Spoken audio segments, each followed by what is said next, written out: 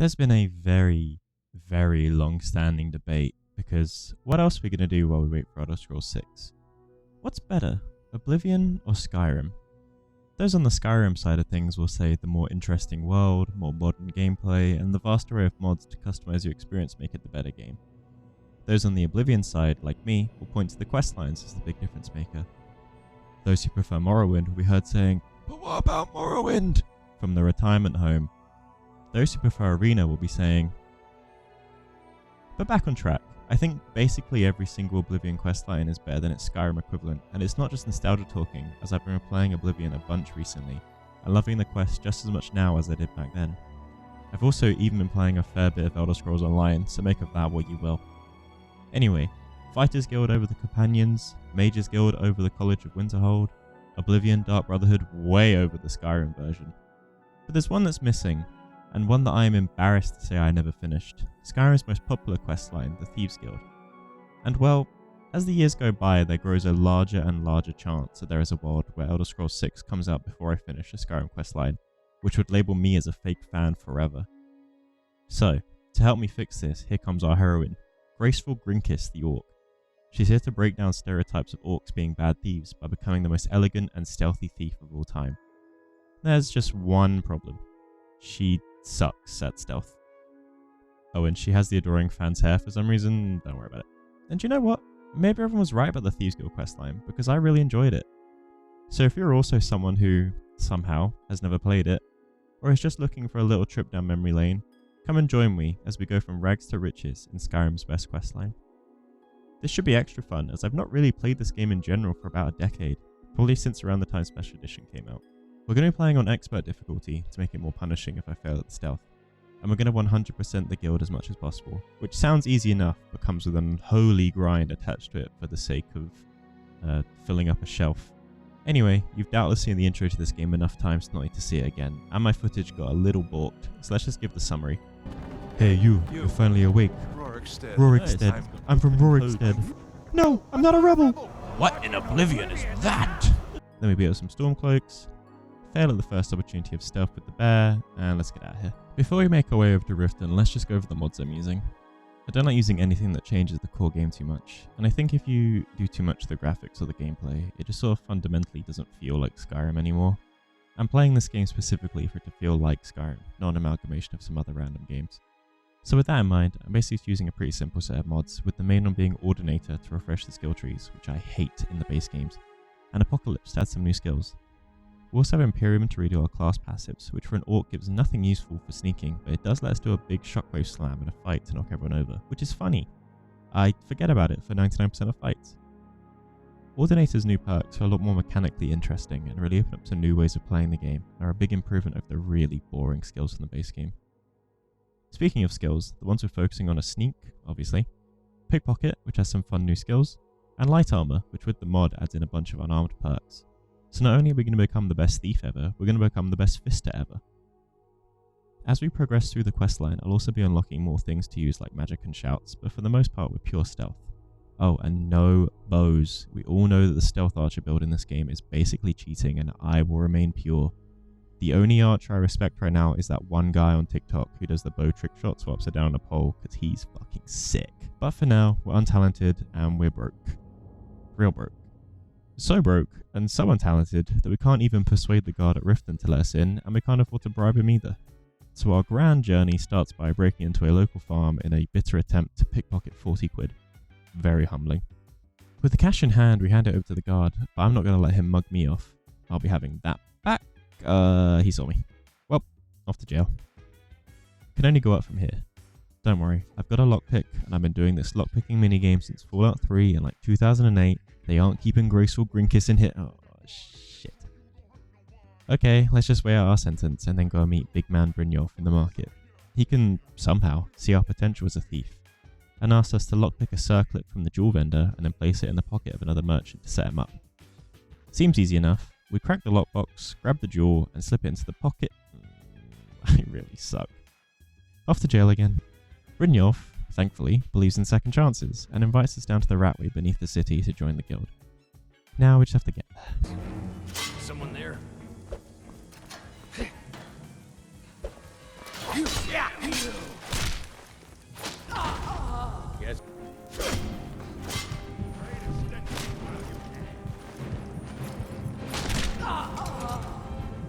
Oh, how much more embarrassment can I possibly take? Down at the end of the Ratway, we thankfully find some friendly faces at the Ragged Flagon, everyone's favourite pub/sewer system. This is the home of the Skyrim Thieves Guild, and it'll be our home for a long while because there is no chance we can afford any property without committing some serious crimes. It's just like real life. Brynjolf is understandably not super convinced by our talents, so our first job is to act like a loan shark and terrorise the civilians so they pay our protection money. Finally, a job for me. These are pretty easy. We nab a statue from an unguarded room and threaten to break it. At the bar, we threaten the bartender's family, feeling real good about my life choices so far. And at the pawn shop, we smash his prized dwarven urn. Smash his... Oh, come on. This is so embarrassing. Smash his prized urn. First try. The shopkeeper is so utterly unafraid of us, he still lets us barter with him immediately after, and also hands over the protection money because he feels bad.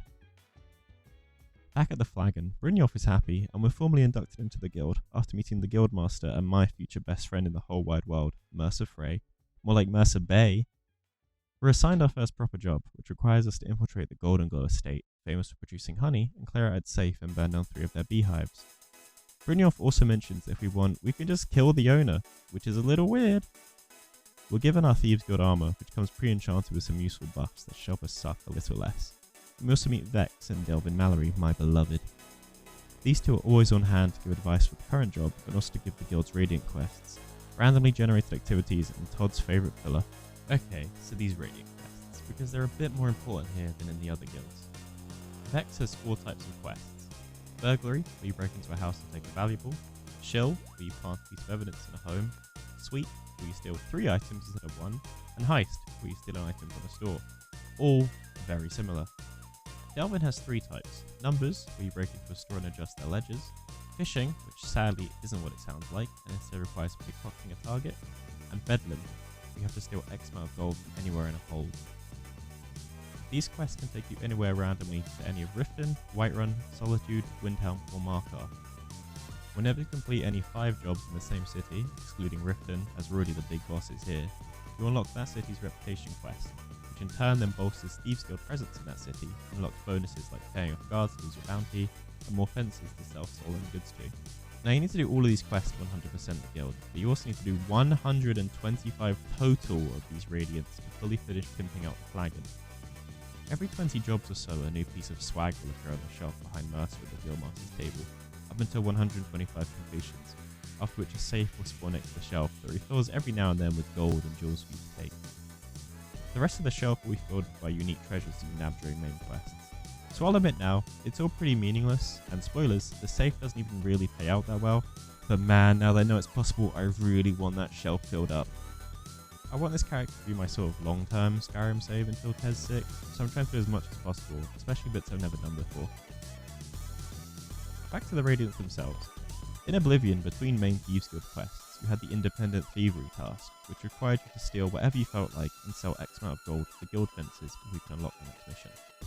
I really enjoyed this. As the name implies, it fell upon you as the player to independently think about where you want to rob depending how good your character is at stealth. You could rob the Imperial City or one of the castles where there's more likely to be valuables, but you're more likely to get caught. Or you could skulk around Broomer at night, breaking into every house looking for small trinkets to pilfer to pass along to the fence with much less risk. It wasn't too difficult and the gold requirements were not heavy at all, but it was fun to have this independent time to hone your skills and also just think about who would be best to rob. Maybe a shopkeeper would have more swag in their home than a random civilian. Or maybe if you were good at Oblivion's very hostile lockpick minigame, you could just break into the store itself after hours and take all the loot. This is a lot more fun than just being directed to a randomly assigned house to do the same objective over and over again. Especially as for a lot of the homes you'll be sent to by Vex, the thing you're there to steal is often hidden from the owner's sight anyway. You'll typically fast travel to the city, walk into the home you're assigned to, and just run straight to the objective and pick it up without even needing to sneak. Same with the ledgers from Delvin, just run in, upstairs, find the book, hit E, and go. Delvin's Bedlam jobs are the closest to Oblivion's Independent Thievery, and I definitely enjoyed these the most. I quickly identified that a combo of numbers and burglary were by far the fastest, so I just stuck to those. All the jobs pay the same as well, being based on your character level rather than the difficulty or length of the job, and the pay ain't great. you'd think a golden candlestick encrusted with jewels would get me more than 50 quid as a payout. All in all, I like doing these at the start, and it's a good way of leveling your skills a little bit early on, but I really don't know why 125 was needed to max out the guild. Considering if you got lucky with where you got assigned to, you complete all the rep quests after just 20, 125 for the safe really feels like overkill. But I did it, so what do I know? You're also exclusively sent to the cities and not the towns. I know this makes sense, the cities have the most stuff to take, but maybe it would be nice to have a low chance to be sent to like Dawnstar, because what the hell else is there to do in Dawnstar? You'd also think you could get sent to any home or business across these 5 cities, but there's really only a few places in each city you'll be going to, and you'll very quickly notice the repetition. Also, sometimes these quests are impossible. Am I supposed to believe there's 500 gold worth of anything to take in Windhelm? Windhelm, the worst city on the planet. Also, just an aside, after doing like 2 of these Radiant quests, all the random NPCs in the flagon start to glaze the heck out of you. Hard to feel like this is the home base of some hardened criminals when they all take to this crappy sneak so fast, but hey, the guild itself does feel nice and homely. It's not quite the Oblivion Dark Brotherhood Sanctuary, but what is? Anyway, I will save you all some tedium, and you can just assume that between any main quests, I'm busy hustling away at these Radiants to get close to that 125 completions, and that juicy save. You're so welcome. Like and subscribe for Graceful Grinkiss and her generosity saving you from watching these. Phew, okay, back to the main story. We're off to Goldenglow Estate to loot their safe and burn some hives. Thanks to chats we had with Vex and Delvin before setting off, we're advised to take the sewer entrance to get in, as the estate is very heavily guarded. This takes us directly past the walls and right to the back door of the estate. It's an expert level lock, but I can finally prove my worth by cracking it open a few tries. Now we're inside and start looting, starting with the most important loot, cheese. You see, Grinkiss heard of the concept of making a lot of cheddar meaning you're rich, but she didn't really get it. So now she has to nab any piece of cheese she comes across in the hope it leads to her guessing the right lottery numbers, somehow. Anyway, the guards inside the estate are pretty lazy and tend to just be looking at a wall, so we quite easily sneak through into Arangoth's room. He kinda auto-detects that you're there, and any conversation will lead into a fight, at least with our terrible speech skills. I don't want to start my thieving career with a massive brawl, so I decided to reload and hit the basement first. Down here, guards again spend most of their shifts looking at the wall, but there is one guard sitting in a chair blocking our path to the safe. I don't have any tricks or spells or anything to move him, even trying to chuck a broom as a distraction, but he is too locked in. Luckily, from one of our earlier burgles, I have an invis potion which we can use to sneak by him. Normally, I won't be using invis too much as it's basically a cheat code for stealth in this game, but I decided to use it here as it was specifically from a potion I nabbed from an earlier job, so it felt earned. Another expert lock stands between us and the safe contents, and then we're technically done with the inside of the estate as we find a bill of sale. I still head back to Arangoth to see if the dialogue changes now that I've opened his safe myself, but the game doesn't care and just reuses the same dialogue as before, which continues to lead to a fight. Also, he's acting kind of weird and doesn't initiate the talk himself, just sitting behind the bookshelf like a creep. So I can just loot the room as long as I'm standing outside his vision cone. He even sees us unlock his chest and calls us out but just stays crouching. This means we can take our first unique treasure, the bee statue. Most main quests will have a unique treasure we can hand over to Delvin for some extra cash. And most importantly, the treasure will be going on the shelf. Hell yeah, I love stacking up that shelf. Heading outside and feeling very pleased with our performance so far, I remember that I've got to burn some of the hives. I do get spotted immediately, so it's time to move. The objective says just to get 3, but I'm no slouch and I want to impress, so I burn them all with my basic flame spell I spawned in with.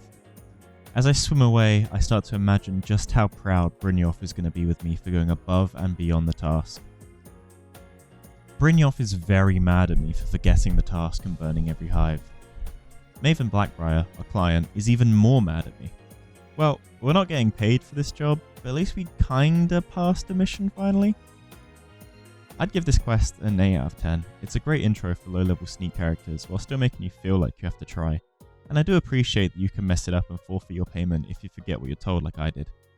To make myself feel better, I treat myself to some sneak training from Delvin and unlock a fun new perk from Ordinator's Sneak Tree, giving us a tripwire that makes people fall over. Do I ever use this productively while sneaking on a mission? No. Do I make random NPCs trip up all the time because it's funny? Yes. As penance for not listening to Papa Brynjolf properly, I do some more Radiant quests. What the heck is wrong with my Whiterun? On the way, we also begin the next main quest, requiring us to infiltrate a brewery near Whiterun, one of Maven's rivals. We've got to poison the mead as the captain of the guard comes to make a visit, and we're going to do it under the guise of being a rat exterminator. But we'll get to that later, as we've done enough Radiant quests in Whiterun to pick up the special reputation job. It's, well, not the best. One of the Battleborns has a mate in jail up in Dragon's Reach for a minor infraction, but he's severely wanted elsewhere, so we need to get him out before any messages from other holds come through warning the guards about him. You would think this would mean we have to do a cool prison breakout quest, right? Nope. Trip over Heimsker for a laugh. It's not what it looks like, I swear. Today, they take away your faith. But what does the Empire? Run into Dragon's Reach, nab a letter from an unguarded room, run across to another unguarded room to change the name of the prisoner in the ledger, and you're done. No way to fail. Unless you try and beat the shit out of the Jarl's daughter for talking smack, but that's not really just for this quest. Trip over 3 guards on the way out for bonus points, back to Ulfrid, and ta-da, we've got Battleborn backing for the big boys in Whiterun. Phew, the other rep quests are better, I promise.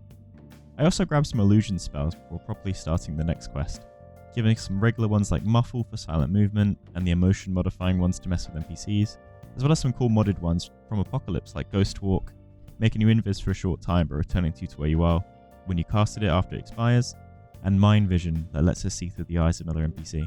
Back on track with the main quest, we head over to Honningbrew Meadery. Just as a reminder, our quest here is to drive one of Maven's rival breweries out of business so she can swoop in and buy it up, to add to her vast empire of dingy, brewdog pubs. Dingy? Dingy? Dingy. We're colluding with the owner's assistant, who caused an infestation of skeevers, and we're going to roll up as the exterminator. So we show up to the place, immediately get hired as the exterminator, even though we're in a very clear and obvious Thieves Guild uniform, and we're given the basement key. Before that, I do a little exploring and break into the owner's bedroom and find a unique loot for this mission. Down in the basement, it's not really a stealth mission. It's filled with skeevers and spiders and feels more like a regular dungeon from this game. Also, I'm not afraid to admit it, I'm like level 4.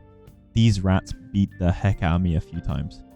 But eventually we make it to the end of the dungeon and beat up Howard Hamlin, who's clearly rebounded from his time in the spotlight on Better Call Saul very badly, as he's now down here trying to make a rat army. Not my problem. The One Piece! The One Piece is real!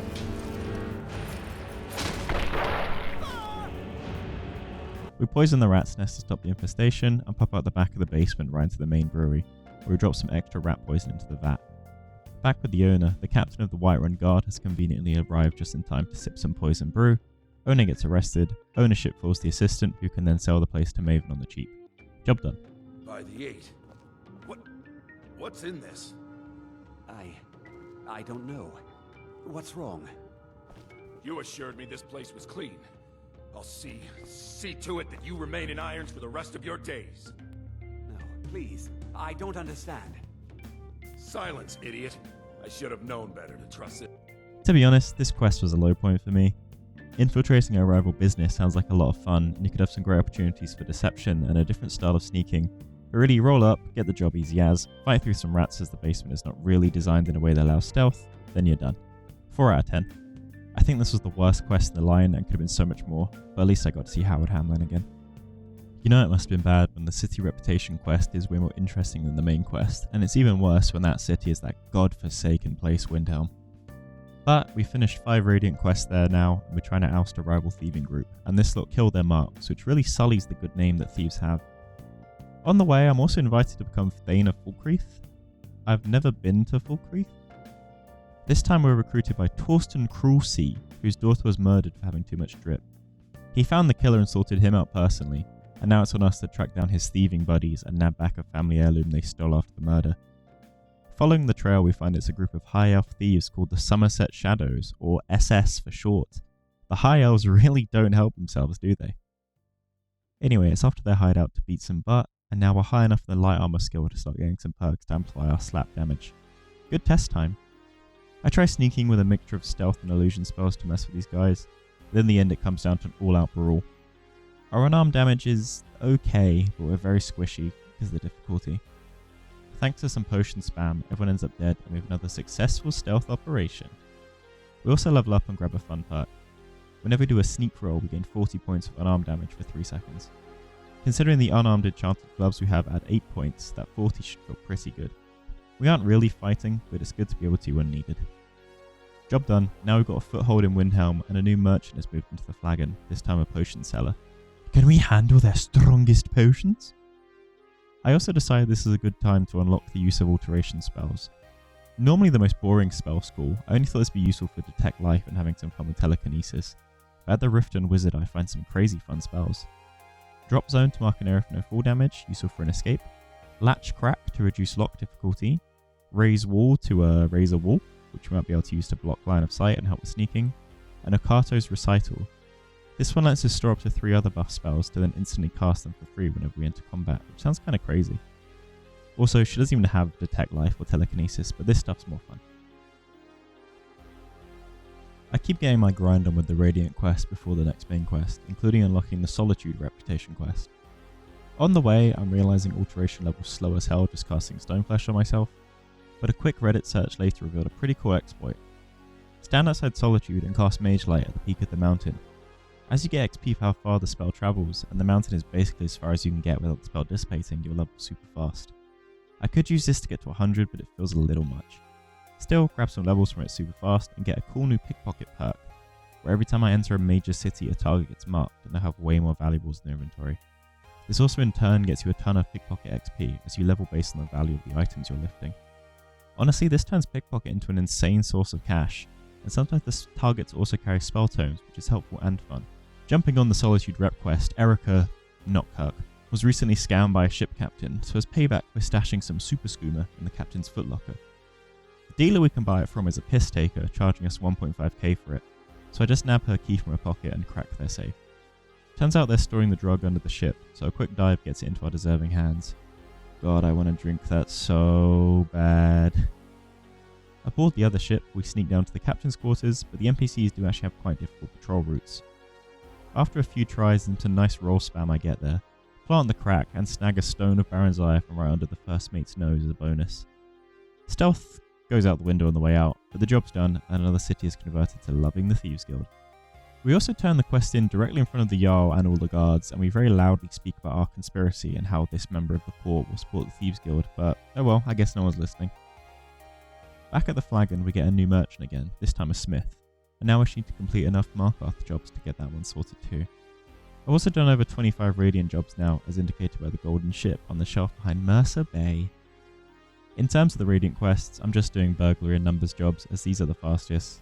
Again, just walk into a place, hit E on something and leave. I never really need stealth, and as such they aren't any good for getting your sneak skill up, but the money can be used to get training from Delvin at least, which is where a lot of my income goes. And don't worry, you still don't have to watch any of these, but I need to do 5 times more than I already have for the safe, and I'm not going to quit. Never back down, never what? I might have gone a little overboard on the off-screen mining, because we also pick up the Markarth special quest. Another guy who doesn't understand that you probably shouldn't talk about hiring the Thieves Guild in front of the entire pub, but oh well. Endon here ordered a silver mold on Khajiit Amazon Prime, but it was nabbed en route by a group of bandits, so we're going to steal it back. This is absolutely the best of the city rep quests, as we head off to Falkreath Hold and find a hidden bandit dungeon underneath an unassuming farmstead. This is the most thiefy of all the rep quests, with a cool dungeon filled with traps, enemies on interesting patterns that are decently easy to sneak past or still feeling exciting, and some fun lore as you find out more about this bandit crew and their infighting attempts to break into the captain's treasure room. And we suplex the shit out of this guy as revenge for killing me in a previous run. With the mold returned, we've completed the restoration of the guild's presence across Skyrim, and the flagon is nice and upgraded. Also, Delvin is proud of us, yay! Even after that, the side job hustle doesn't stop, and yes, it's still boring. At this point, I just do the numbers and burglary jobs entirely as they're the fastest. Why am I grinding these out? For you, of course! Despite all the cells available across all the cities, I also seem to be sent to the same place over and over. Carlotta Valentia has been mugged for a jeweled candlestick so many times now, although it is impressive for a woman who runs a cabbage stall to have that much swag. We hit 55 jobs done, as indicated by the jeweled picture appearing on the shelf, putting us at just a little below half finished with the Radiant quest grind to get the shelf filled up. I don't know why they made it so many quests, but I think it's clear from this game as well as the 2 after that Bethesda really thought these Radiant quests were fun. They aren't. I did a bunch of these while watching Deadlock Night Shift, and I think making them second monitor content is the only way to stay sane. I'm probably just going to take a break from these now and go back to the main storyline, chipping away every now and then. As a little reward for the hustle, I decided to go and unlock shouts as well. You don't need to see Bleak Falls Barrow, I'm sure you're sick of that place too. Oh no.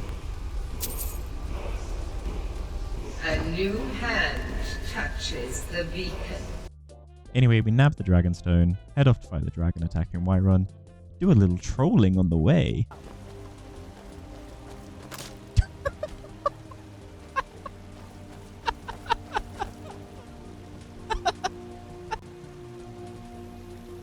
She's embarrassed. And get Unrelenting Force unlocked when the dragon finally decides to land. To be fair, when he does land, we absolutely pummel him, so I can see why he was scared. Afterwards, I headed off to Sheerpoint for the throw voice shout, as it's the only one super useful for my purposes, other than maybe Whirlwind Sprint. If you're wondering how I dealt with the dragon and the dragon priest up there, I didn't. Then off to the Greybeards, and there's a lot of bears in this mountain.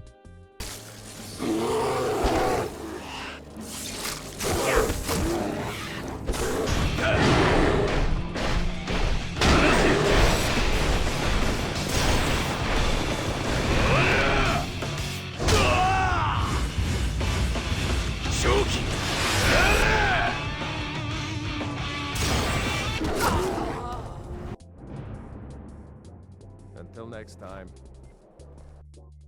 And no, I did not even try and fight the famous High Hrothgar Frost Troll. Are you crazy? Honestly, after this, I said I'd take a break, but I just kept grinding the Radiant quests. It doesn't even make good money, but I at least discover a lifesaver console command to check how many I've done, which is get global value TGR master total. Okay, so after that massive tangent, for the East Empire Warehouse quest, which is our next main quest, quick disclaimer, I played through it and part of the next quest before realizing that I wasn't recording. I don't want to make the video worse, but not having any footage, so I reloaded and went through this one and the next one as quick as possible in a low difficulty up until the point where I realized. So if the footage in the background looks a little easy or like I've done this before, yeah, I have like 30 minutes prior. Anyway, finally back on the main quest, and we're on the hunt for Maven's competitors who are trying to buy up the breweries. This Argonian in Solitude has the deets, but will only share if we nab some valuable wine first, which couldn't be any easier. After that, he still refuses to divulge more info, so it's time to stalk the Scaly as he walks through the East Empire Company warehouse at the docks. Wait, how did everyone who likes and subscribes get in here? I have to say, I love this quest. The best Thieves Guild quests are the ones that feel like an immersive sim game, like Dishonored or Deus Ex, and this one gets that right. There's a few paths you can take to the warehouse, and it feels like it was properly tailor-made for a stealth quest. And oh my god, there's so much cheese. Give it all to me, give it all to me. Please, please, please, give. We do some exploring and grab the unique treasure, the shipping map. The second area is filled with bandits, traps, and even more alternate routes through side paths with monsters or swimming through the middle, where you can go faster but can't into sneak mode. We find the Argonian, Gollum, at the end of the cavern, flanked by some banditos. I try and do some illusion trickery to lure them away, but my scores aren't high enough, so sadly we just have to box their heads in. Gullumai reveals the op who purchased Goldenglow thereafter is a woman named Carlia who killed the last guildmaster and is now after Mercer Frey. She's trying through some kind of Mercer slay. Her plan is to buy Goldenglow to cut off Maven's supply of honey for her mead, which in turn makes Maven hate the guild for failing to keep pressure on the bee place. When we pass the info to Mercer, he's pretty upset. I hope he's Mercer okay. We also get an armor upgrade from the fence for one bit of our set, so I'll upgrade the main armor as I'm getting demolished in fights and more armor rating can't hurt. Quest 9 out of 10. I like seeking through the warehouse and it felt very different from the rest of the game, which is exactly what I'm looking for from this questline. Mercer reckons he knows where this Carlia is, and he wants us to tag along and bop her on the head for him. On the way, we kill our first open world dragon and can finally unlock the throw voice shout, even if it's just the first word. Hand-to-hand damage is still not great, but when we get all the buffs from the skill trees going, we can dish out some nasty damage. There's the one from the sneak tree where after a roll our punch damage increased massively, so we can combine that with the stronger power attacks from a light armor perk to roll an enemy and hit them with a big hook for massive damage. We also now scale in damage the more punches we land in succession, so we do have some combat potential. I wish I had the footage to show it, but here's a visualization. We meet Mercer and get some backstory about how Carlia was the best thief in the guild until she decided to ice the guild leader, Gallus, with an arrow to the neck. No, I'm not making the joke, but you can imagine it. Mercer is sure she's inside as her horse is here, or well, was. Too bad, Mercer could have befriended the horse and named it Mercer Nay. In the Sanctum, well, as the old adage goes, no matter what Skyrim quest you're doing, eventually you'll be in the Draugr ruin. It's not absolutely bog standard, as there are some rooms that are probably set up to encourage sneaking to avoid traps and waking the Draugr, but then there's rooms that just force combat, especially if Mercer locks onto the enemies. Thankfully, he's very good at killing them and tanking the damage. There's even a room with the Draugr Deathlord, and Wendy must be following us to open the next room, so it has to die. On the Lost footage, I stayed hidden and watched as Mercer thinned the herd in between getting knocked the heck out, then I'd leap in to finish the job. It was at this point that I realised I'd not been recording for the last couple of hours and have to load back before East Empire, and now we're back on the correct timeline. You're welcome. Excited to play again, I walk behind the door and immediately get shot by Carlia. Oops. But even worse, our best buddy Mercer stabs a Swallow down. It was a Mercer betray! Turns out he was a big old liar all the whole time, and he's actually the one who killed the old guild leader and shifted the blame on Carlia. And the arrow she shot us with was actually a paralysis arrow that stopped us from bleeding and kept us alive, so thanks. Now we need to expose Mercer as the true traitor, and the first step of that we get in the old master's journal translated. Before that though, I realised I missed the unique treasure, so I bailed back into the Sanctum to find the one that I missed, which is the ship model. This quest, it's a 7 out of 10. The dungeon itself is pretty boring. Luckily I had all those new combat perks, but the story stuff is cool and makes up for it. Our next task takes me to two of the most underrated areas of Skyrim. To start with, we move from the Sanctum near Windhelm up the coast towards Winterhold. Something about this area really hit. It was so desolate and cold, and probably the most Skyrim area in the game. It's also not somewhere you go too often because, what are you doing in Winterhold other than the shitty Mages Guild questline? In the town, we meet one of Gallus and Carlia's old pals, but he can't translate the journal as it's in former language. So instead it's off to Markarth, the sleeper best city in the game, to meet the local wizard and former expert. He's a bit of a knob and won't translate for us, so instead we sneak through his museum all the way to his lab to nab his Duolingo password. On the way we find notes from his nephew, who's learned how to control a Dwemer spider with a handy-dandy control rod that we pinch. We can use the rod to command the spider, but he's a bloodthirsty boy. I thought if I pinged a guard, the spider would distract it or like jump in his face to immobilize him. Instead he just blasts the heck out of them. A new friend doesn't last long as one guard turns into 10 and he goes a bit all doom on them and finally dies.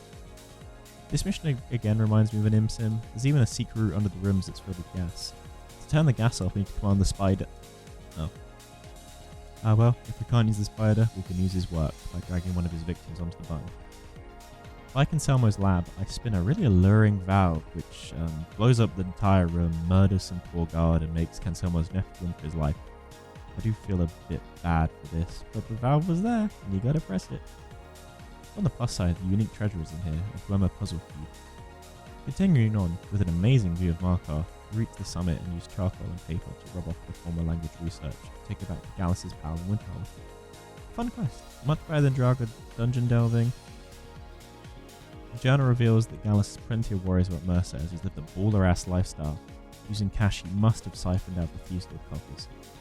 There's also mention of the Twilight Sepulchre, which freaks the hell out of Carlia. It's the Temple of Nocturnal, and Carlia, Gallus and Mercer's old little gang, the Nightingales, were sworn to protect it. But she won't tell us more. Woo, secrecy. Yeah, again, this quest, 9 out of 10. It took to unique areas, places you don't really go. The museum was really fun to sneak through.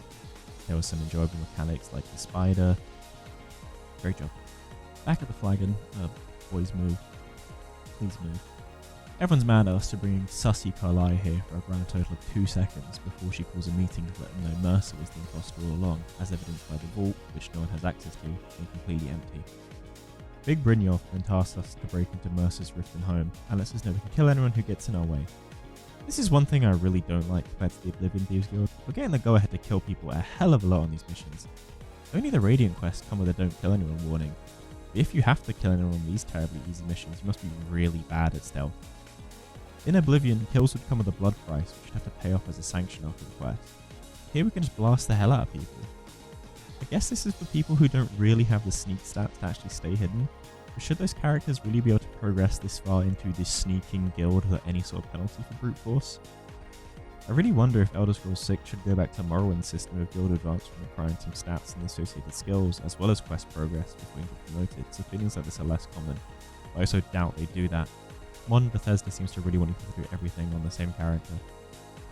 Anyway, tangent aside, I run some more side jobs to dull my brain a little more off screen as we start to close in on 125 meters for the safe. I have to say the shelf is looking pretty swagged out now between the special treasures and the Radiant Quest rewards. I also start working on the ultimate treasure, the Crown of Baron's Ire. If you collect all 24 gems dotted across Skyrim, the crown will actually be placed on the statue at the shelf too, and if it involves pimping the shelf, I have to be there. Most of the gems can just be grabbed from dungeons, but there's a couple that require progressing other guilds. We need to do the first quest for the College of Winterhold, and also join the Dark Brotherhood. Horrible world. Now, what do you all say? We love you, Brother. Thank you for your kindness. That's better. Now scurry off, my little gutter snipes.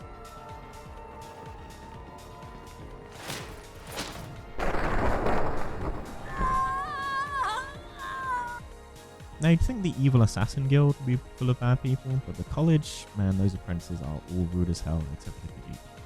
And that's not even starting that Ulma Aho and Kano. In the interest of not going off into more of a tangent than I already am, I do all this off screen. It is fun though, and I've never actually grabbed all the stones before. It did help having a mod with more quest markers, which you might consider cheating, but really, did anyone find all the stones of Baron's Ire without looking up anyway? Also, for one of them, you have to buy the most expensive house in the game, which is the one in Solitude, at a cool 25 bags. And at that price point, they don't even furnish it or go to the fucking cobwebs. Anyway, I grab all the stones and go pick up the crown itself in some former infested hellhole and take it back to Vex. In exchange, she gives us the Prowler's Prowess perk to procure plenty precious pearls, plunder, and pelf. It really means it too. You get a ton of jewels in containers with this perk. I also bite the bullet and just go hard in the Radiance and finally hit the 125 completed mark, spawning the safe next to our precious shelf. Was it worth it? No. Does the safe spawn a lot of valuable loot? Also no. Did anything interesting happen on any of those 125 quests? No. Did they pay well? No. Will I do any more Radiant quests for the love of the game? No. Did Todd think they were fun? You are pissing me off. What next? Okay, sorry big boss man, I love Radiant quests. Anyway, I went to get all the tedious stuff out of the way so we can fully go hard on the story. You could have just not done it, shut up. Time to infiltrate Mercer's gaff for real with no distractions anymore. It's an easy break-in, except I get caught by his goon outside. Good time to test out my favourite addition from Ordinator, a new grease skill. When we roll in combat, it leaves grease that can make enemies fall over. Funny. My money's on the big one.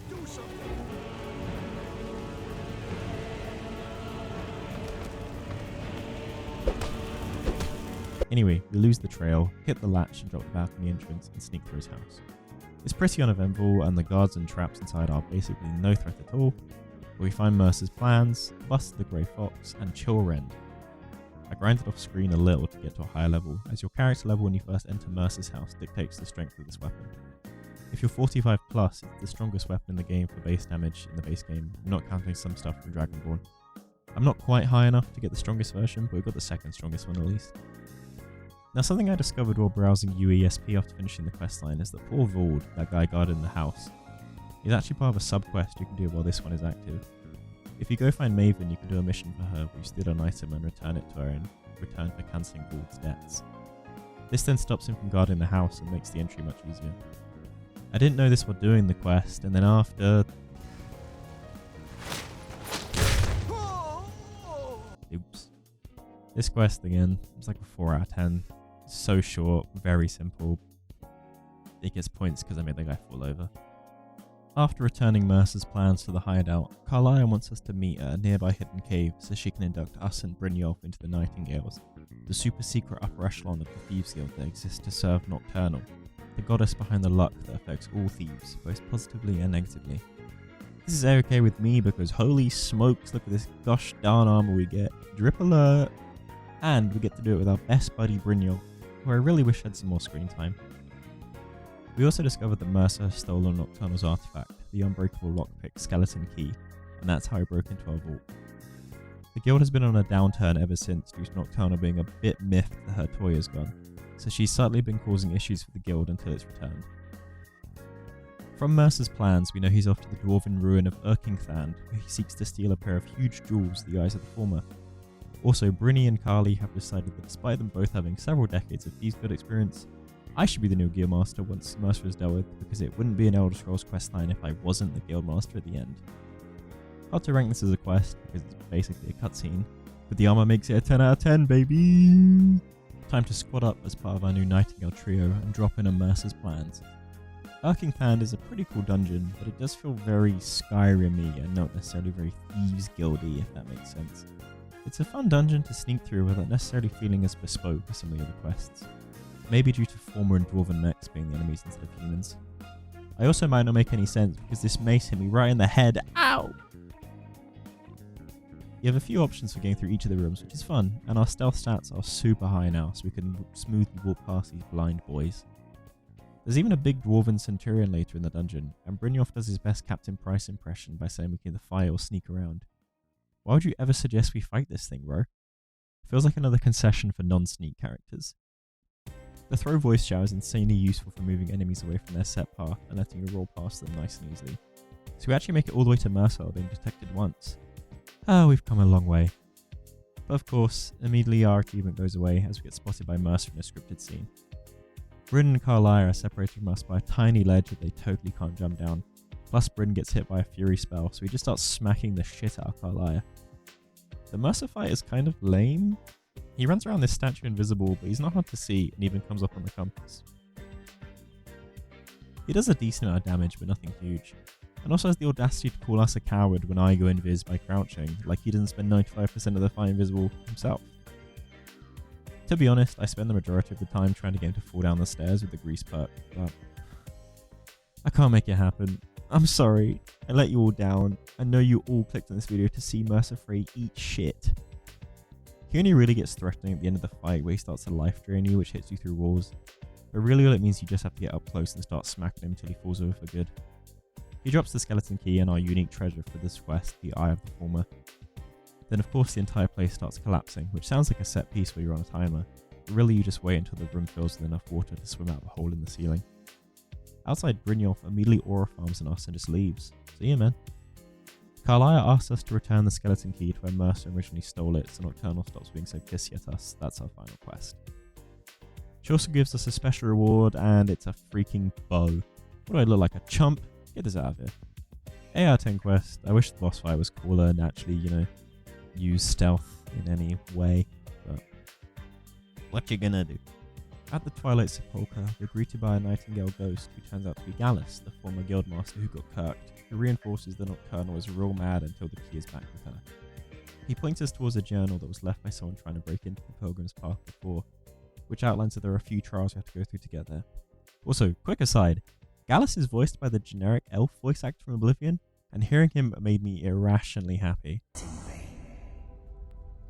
I owe you a great deal, Nightingale.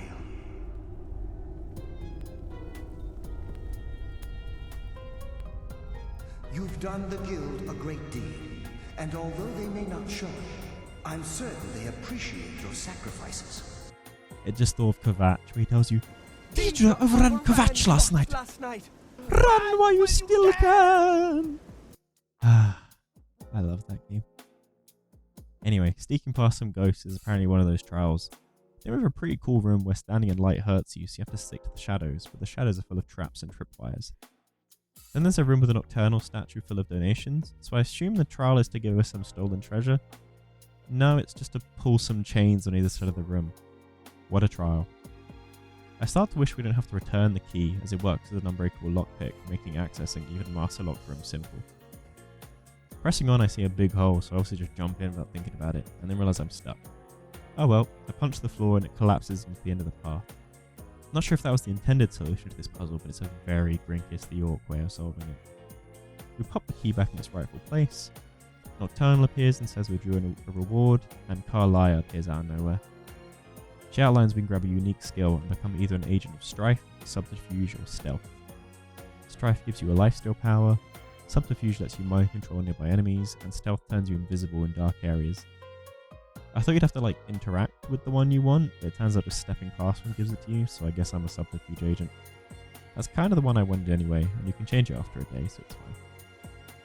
Gallus Ghost appears and he and Carlisle have a nice goodbye, and it's time to go home. 8 out of 10 for this quest. I wish the dungeon was a bit more dangerous, but the trials were a nice idea, even if not executed in the best way. And the story wrap-up was cool. I really like the lore behind Nocturnal, and just seeing Gallus as well. Back at the Flagon, as we've already completed all the city wrap side quests, we immediately become eligible to become the Guildmaster.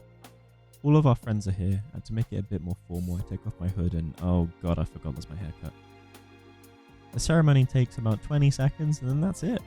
Graceful Grinkus has made it from a lumbering oaf all the way to the most successful thief in Skyrim. We're given a key to the Guildmaster tribute chest, which will repop every now and then with more free loot, and I drop off the final unique treasure from Erkenclan with Delvin, finishing off our shelf most importantly. Doesn't it look wonderful? It was so worth 125 identical Radiant quests. That aside, I do agree this is the best questline in Skyrim. I'm not 100% sure if I like it more than the Oblivion Thieves Guild. That one had a bit more of an engaging overarching story of the Grey Fox versus the cops, and the final heist in that one was a lot better of a stealth test of all of your skills. Also, Mercer's not really a memorable villain. You should probably have gone on 1 or 2 jobs with him prior to the betrayal, and he was always kind of a dick from the first moment anyway. However, I think the quests in this game did a great job of having areas that felt like they were built specifically to sneak through, and the general idea of rebuilding the guild was quite endearing to me. It makes the becoming the guild leader thing feel a lot more earned after you've actually put in the work to take this place from ruin to riches again.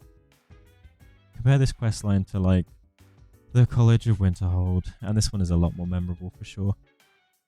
With all of our ill-gotten gains, there's only one thing left to do, and that's to pimp out our manor in Solitude so they finally get rid of the damn cobwebs. I buy every upgrade and still have a ton of money left over, and the place looks pretty nice now. They even left something here specifically for Grinkus. One last thing to steal, one last piece of cheese, and it's our own. I hang up my old Thieves Guild armor on the mannequin, and now it's time to rest.